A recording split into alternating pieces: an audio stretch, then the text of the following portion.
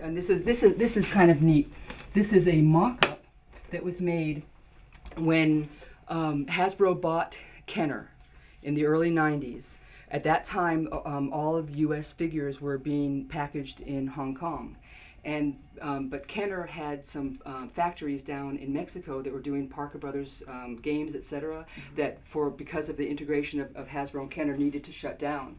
And what they wanted to do was they wanted to they wanted to keep their factories open, and so they wanted to find a way that they could do work for Hasbro that Hasbro would like. So what they did was they proposed that the figures would be made in Hong Kong, but ship them to Mexico. They would package them there and then send them up. And so this is one of the prototypes that they sent to Hasbro to try to get their approval. It ended up not working out. And the way I found this out, I won this on eBay, and there's actual phone numbers on there. I'm not going to cover them up, but so I actually got to call and talk to the people that worked on this. It was really awesome. But if you turn the corner in there, you'll see the other Tiger Force figures and whatnot. You'll see the Australian DEF exclusive that aren't really exclusive because they're also available in Korea and Mexico. Oh my gosh.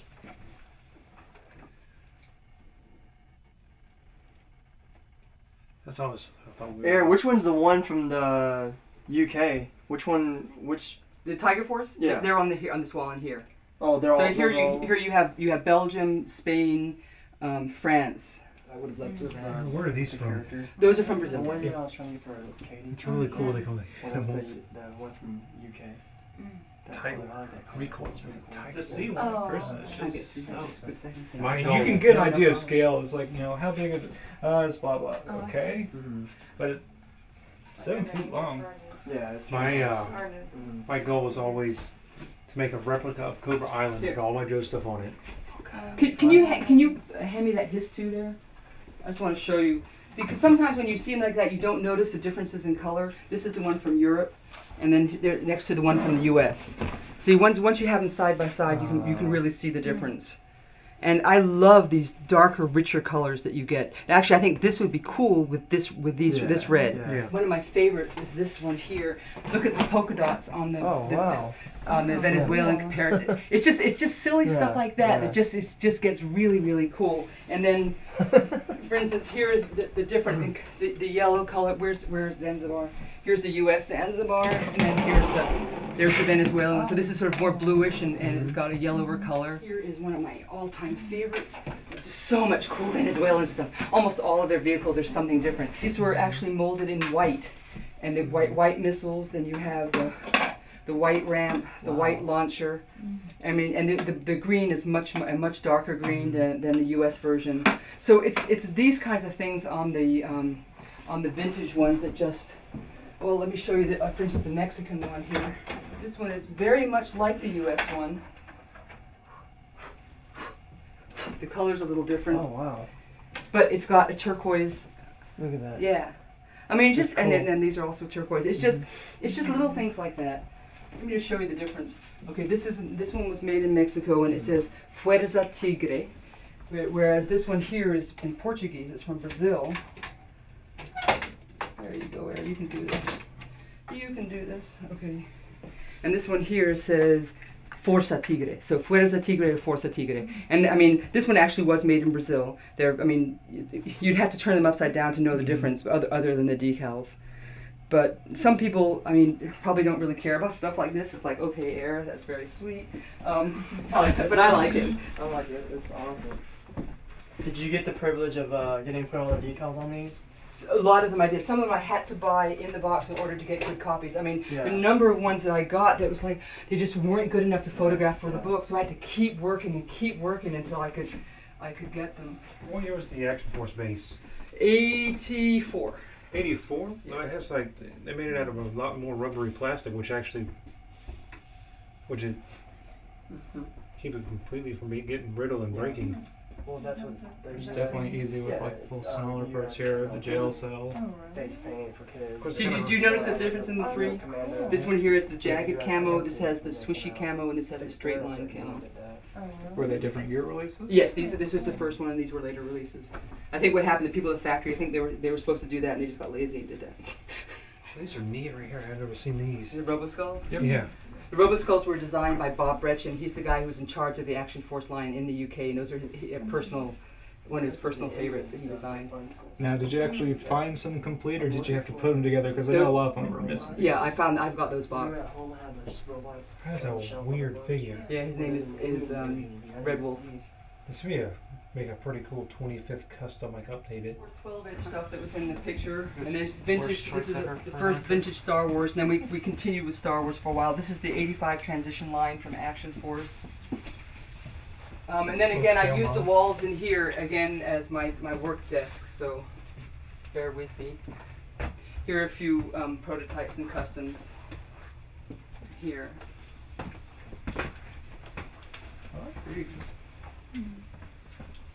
I don't know what these are. Aire made them. She was gonna. I think Aire painted all these. Aire, did you paint all the baseball team? Yeah, the baseball. Yeah, I made those. Okay. That's what I made them. What, 12 years ago, a long time ago. Anyway, this is just the kids' room, sitting room for watching TV. That we just sort of filled up with stuff. Of course, the Godzilla. That's I love Godzilla, and that's one of my first collections actually. A few big Spawn figures left. Yeah. Is this? I think that's the first Cyber Spawn. Yeah, that's a Spawn figure too. There are a few of the early ones I kept. I mean, to keep track of which figure came with each figure, instead of always looking it up on G.I.JOE or even in my own pages, it's just, again, easier for me to come up here and really verify which figure came with which figure. And that's one of the things I am doing in the book. Although I'm not going to have pictures of every figure carded, if it comes as a 2-pack, I am, just to help people know which, to figure that out. Because if it's hard for me, I think it might be hard for a few other people too. Then in here, downstairs in my bedroom, were all the 80s and 90s vehicles. These are all of the vehicles that have come out since 2000. And I just ran out of room downstairs, so I asked my son if I could take over his room, and he very kindly obliged. So then over here, these are 25th figures. I was working out all the variations. I had a friend in Germany who's really into the cardback variations, and so I sort of got into it for a while. I now realize that some of the cardback variations, although they really are real, you have to really put it in the right light to see the difference. And I figure if you have to put it in a special light to see the difference, it's not worth documenting. Now here's a question: is it easy to pilot and shoot out the helicopter at the same time? Because I would think that'd be a problem. Well, You see, because it's crazy legs. It's his job back there to pilot.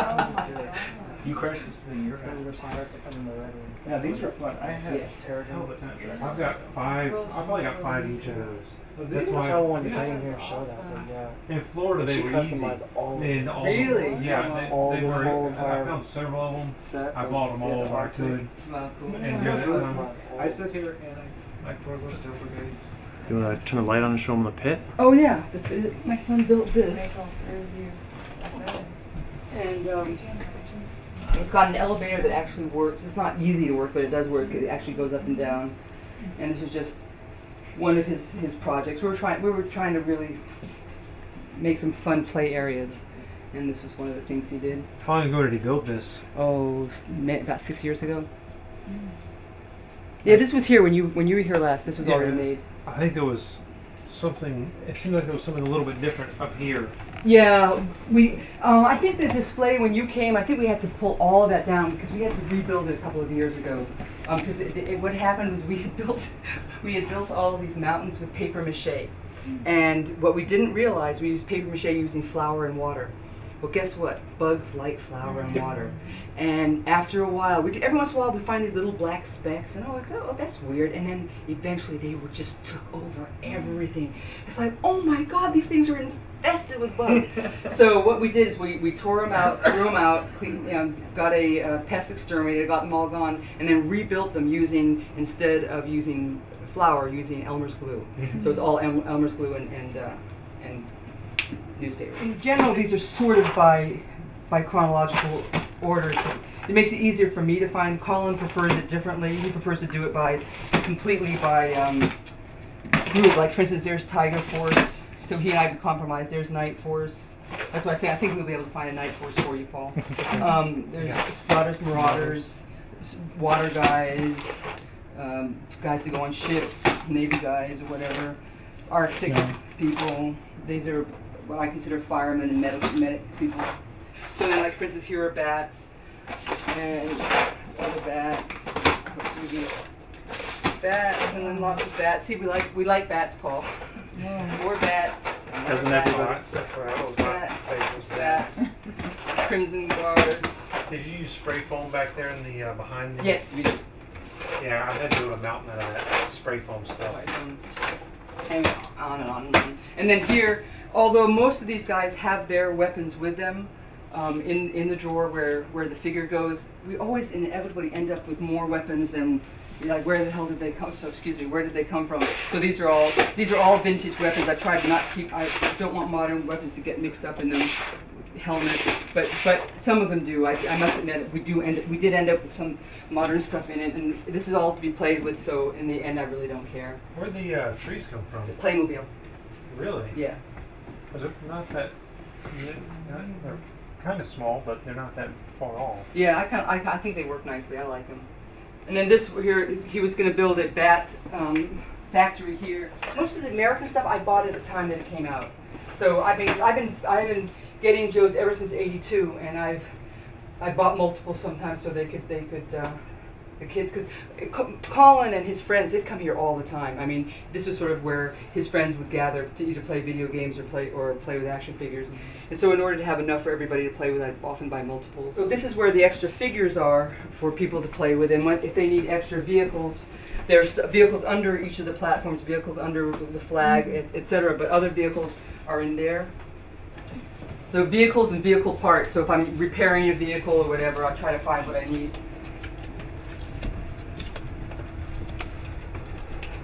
Voltron's castle. And me and my brother, we had that. Oh, yeah? Yeah, we had that too. We had a lot of this when we were growing up. My mom never bought so I much gave for most of myself. mine away though. This was actually the second place that I ever had as a kid. I saw them. There's stuff down here. Again, I've got a whole bunch of army builders to keep opening. And lately I've just been throwing them in there because I just don't have time to open them. Wow. I've done worse than an attic. Hey, there's plenty of room. Come on down. Ah, this is great. I'm glad you enjoyed it. Thank you. I think her girls will love it. Appreciate it. Greatest battles is what I want to show you. Ah, I can't. See if I got the right one. Here is the. Okay, this is the one without the African American rock and roll.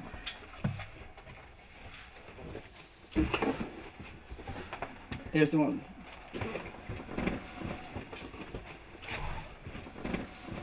I just see where my collection is and where I wanted it to go. There's no way I can ever get here. You don't want to get here. This is too much. You really do.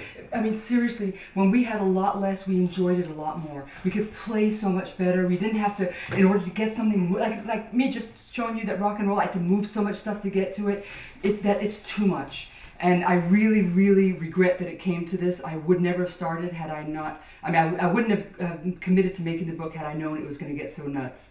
And I can't wait to get rid of it so that we can enjoy it again. I mean, because we'll keep enough that it's still impressive and still fun and still enjoyable, but not to this level.